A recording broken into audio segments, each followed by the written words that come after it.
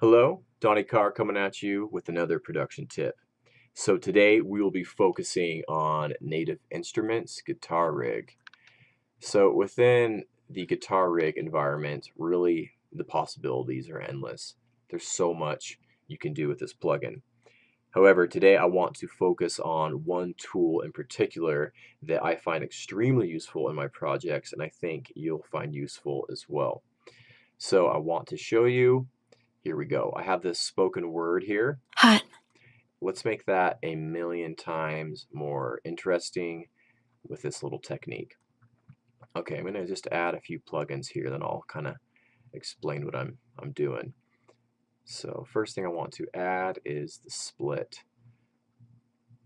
Now under split A, let's add a few plugins. I'm going to go for a chorus ensemble and perhaps some delay. Let's try tape delay.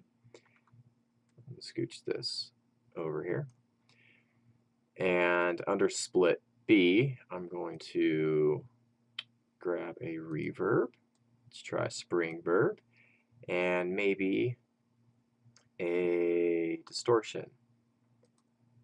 Let's grab the screamer. I'm going to pull this drive down, maybe pull the bass down a little bit, maybe push the echo up on the tape echo. And then pan part A to the left and B to the right. So essentially, when I have this crossfader all the way to the left, we will just be hearing the chorus ensemble and the tape echo effect. Over on the right side, part B, we'll just be hearing the spring verb and the distortion. So what I want to do is control, the mix between these two using a modifier. So I'm going to grab the LFO here, and I want to assign this to the crossfader. Great. Now you can see we have movement here. But I want to change this triangle wave to a random waveform. And then we can, sometimes it's fun to play with just a free moving rate and not sync it, but in this particular case I might try syncing it.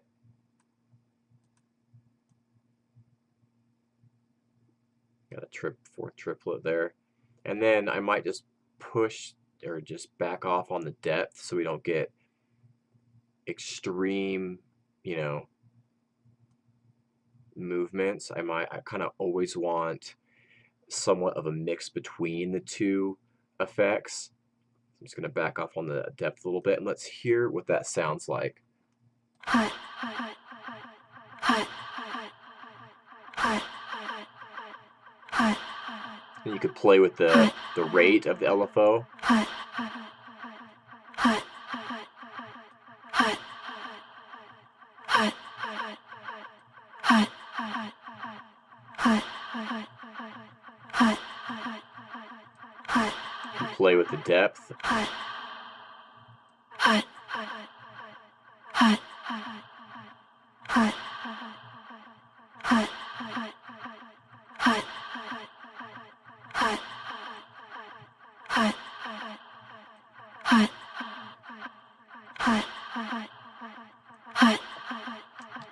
Hot.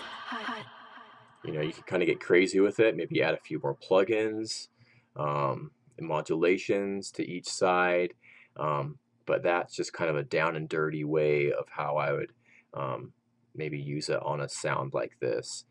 And what's great is if, say for instance I was going to use it on this vocal one shot in a project, because the waveforms on random, it's never going to be exactly the same, so it's a great way to add a little bit of unpredictability and variation to parts. Sometimes I like to use this on a sustained atmospheric or pad sound as well. I might actually use this on the like high-end atmospheric sound in my track elements, and it's kind of bouncing around from left to right, and that's how I did that, was in guitar rig. So yeah, I mean, obviously I would fine tune the plugins to taste and really dial it in, but that's a quick down and dirty example of how I like to use the split mix and guitar rig. I hope you found that useful. Leave me a comment or question. I'll catch you soon. Cheers.